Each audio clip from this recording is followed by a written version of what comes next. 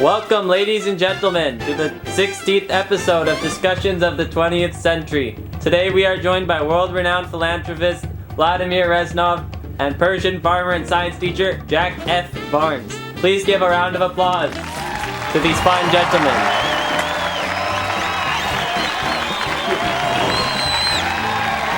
Welcome, gentlemen. Welcome. Today's discussion topic is... It's good to see you, Murray. Once again. Thank you.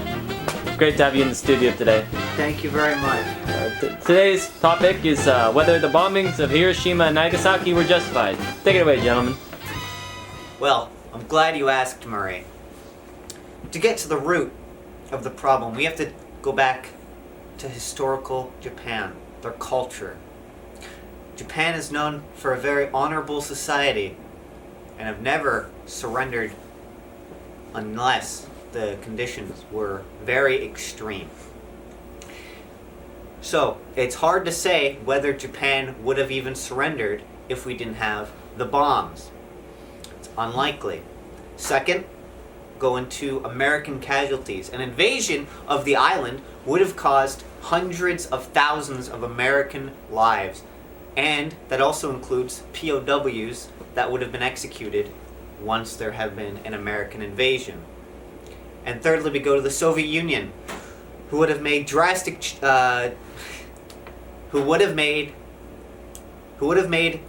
claims in Japan, like they did in Eastern Europe and Korea. Thank you, Murray. Thank you. Now I'll hear from Jack. Well, frankly, my friend, the assumption that the Japanese never would have surrendered is very much a position of the Americans to justify the bombings. There is actually very significant evidence that the Japanese government was leaning towards surrender, and that the emperor himself was potentially suggesting it to the cabinet because of the Soviet invasion of Korea and Manchuria, which had happened over the previous 3 weeks. See, the Soviet Union had just declared war on Japan less than a month earlier, and their armies had completely decimated all of the Japanese mainland forces, completely unexpectedly.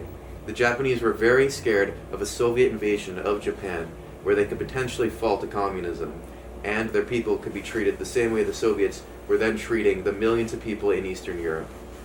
Second of all, the bombings themselves were complete war crimes, utter atrocities where hundreds of thousands of people died, and that cannot be justified under any circumstances. In my opinion, the bombings were completely unjustified, and they could have been totally avoided if the Americans had just waited another month. An invasion of Japan would not have been necessary for their surrender. Thank you, Murray. Thank you, Jack. Now let's hear what Reznov's got to say about that. Well, I see where you're coming from, but I will have to disagree with you personally. To say that the Japanese were willing to surrender is not the underlying point. Of course, they would have surrendered, but surrender to who is the real question. Do we really want another Germany, another Korea? Is that something that we want? I don't think so. The bombings were necessary in order to retain Japanese democracy, which they now live through very peacefully, unlike Korea, which is split in half. Going on to your second point, hundreds of civilian casualties is a horrible, horrible thing. Completely. Sorry. Go to your second point. The loss of civilians is horrible and terrible. However, the amount of lives lost from soldiers would have been equal, if not greater. And to say that under the rule of a Soviet government, they could have lost even more people. And with the Soviet Union coming in to make gains in China and Japan, would have made more border conflicts like we have in Korea. And the bombings made a good show of force to the Soviet Union that we will not be messed with. The West, everybody, the United Kingdom, the United States, Canada, we will not mess. We will not be... The United Kingdom, the United States, Canada, we won't be messed with, and we won't be pushed around. Thank you, Murray. Thank you. Jack? Well, frankly, my friend, at the end of the war in Europe, when the Soviets were pushing through Germany, many German armies decided to surrender to the Americans so that they wouldn't be sent to German POW camps far away in Siberia by the Soviets, because they knew they would be treated much better by the Americans. Probably the Japanese government would have sought the same resolution, where Japan would have been occupied by American forces similar to it was in our timeline, if they had surrendered without the bombings. Now, you are probably correct that China and Korea would have completely fallen to the Soviets. However, that basically happened in our timeline. The only holdout being South Korea, which for the preceding 40 years after the war was a brutal dictatorship far worse than anything seen in North Korea, until about the 80s. Hundreds of thousands, even millions of people were killed under the government of Syngman Rhee and Mr. Park Kwon-hee. Frankly, I don't know if a Western-backed dictatorship in South Korea would have been better than a communist one, which of course we saw the Western one in our timeline. Now, this was of course about Japan, this main argument.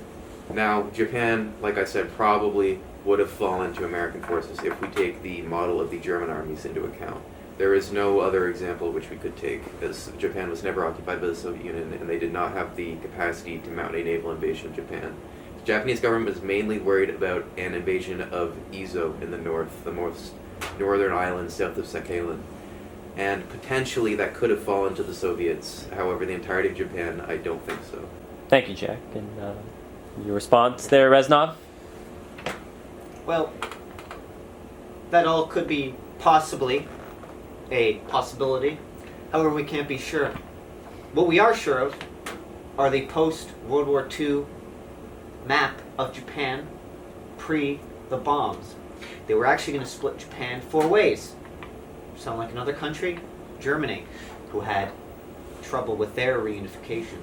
They were going to share it with China, who then would later fall to the communist dictatorship of Mao, the Soviet Union, the United Kingdom, and the United States.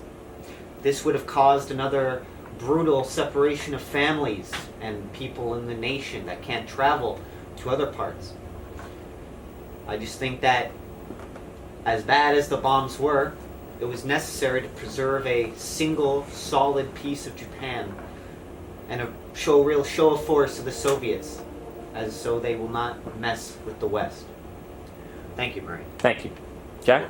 Frankly, that map is somewhat outdated. In our timeline, at the end of the war with Japan, the Soviets, of course, received nothing from mainland Japan. However, China and the United Kingdom did temporarily occupy, I say occupy, with a grain of salt, as they did not have the capacity to stretch their armies across the globe at this time after the war, and their zones of occupation ultimately were taken over by the Americans. So, while the Soviet zone, which would have been just the northernmost island where less than, I think, 5% of the population lives, the rest of Japan would have still fallen to the American zone. And it would have not been necessary to drop the bombs. Thank you, Murray. Thank you. Now you bring up that the Soviets would have had a small occupation zone, but they would have had actually a big part of the chunk of Hachu north above Tokyo. Now we can talk about occupation zones and who would eventually control what, but I think the meat of this argument is really in the why. Why they did it was to save their own lives and to try to end the war as fast as they could. Of course, the bombings were horrible, they were terrible, loss of life, but the United States and basically every major power at this point were using a form of bombing on everywhere. The Japanese did it, the Germans did it, the British did it, the Soviets did it. They all committed bombings because it was an unfortunately horrible but effective strategy at quelling enemies' production and their military targets. Now people bring up the fact that they were not military cities. Unfortunately, they did have some military ties.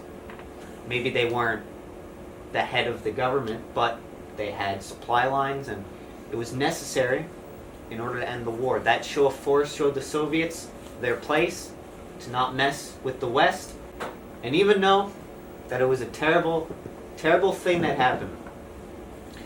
I believe that it had to be done, that basically all countries were doing it at this point, and that doesn't rectify it of its negative attributes. It puts some perspective into the time. Thank you, Murray. Thank Well, you. frankly, Brand, I mean, sir, what's his name? Reznov. Well, thank you, Brandon. I mean, I'm Reznov. Frankly, didn't I just say Franklin? I don't know. Thank you, Brandon. I'm Reznov, but, frankly, the bombings were just made to kill people as a show of force. The cities, as you said, had already been completely leveled by incendiary bombings for years. All of Japan was leveled. This was just made to kill Japan's last resource, which was its people. Now, there were, of course, political motivations behind where the bombings took place. Instead of bombing military targets, they bombed cities to wipe out the population and to scare the government. Now, it should also be mentioned that more military-focused areas, such as the outskirts of Tokyo, were considered. However, Douglas MacArthur vetoed the operation because he had his honeymoon there a few years prior.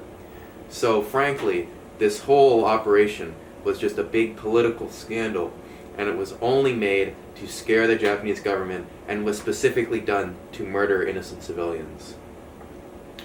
Well, that right there, I'll have to disagree with you on. I think that they were not wanting to murder innocent people. Then why would they drop them on cities? They were dropping them on cities. They were going to drop it on Tokyo. That day, particularly, was a very cloudy day. So they rerouted it to the second target, and they were military targets. They had military ties, supply lines, and there were big cities, you say. They had production in those cities, weapons. Yet those factories could have been bombed, but instead they dropped one large bomb at the city center to wipe out the entire population rather than just the industrial zones. Unfortunately, it was necessary in order to show the Soviets that we had the power to not be messed with. We had to show them that we were prepared for anything. Thank you, Reznov. My friends, we will now be going to a commercial break for Popeye's Chicken. We'll be back after these short messages. We will return. Welcome back from the break. I believe we left off with Jack. Yeah, so the bombings were very politically motivated and less about strategic significance. The Americans wanted to reduce their own casualties while throwing Japanese people under the bus because they did not care about civilian lives and were ready to carry out war crimes if it meant finishing up their war nice and early. Thank you, Jack. Reznov? I think the bombings had to be done in order to stop the war and stop Soviet encroachment on more territory. There were less deaths in these cities than there were in Tokyo. And Tokyo was only firebombed. The bombs were chosen to cause a big uproar in the world's powers, but to minimize casualties to the best that they could. Thank you, Murray. Thank you, Reznov. To conclude, I see both of you care about this topic, and I recognize that both sides are valid in their analysis. But this isn't the point of the discussion. It is crucial that everyone be educated on this topic, as atomic bombs can affect us in the future. They've already affected hundreds of American families in the Cuban Missile Crisis. What's to say it won't happen again? So stay educated and keep informed, for this could change your life forever. I'd like to thank Reznov and Jack for attending. Please give a round of applause. Thank you. Thank you very much. Thank you. Thanks. Thank you very much. Yep. Good on you.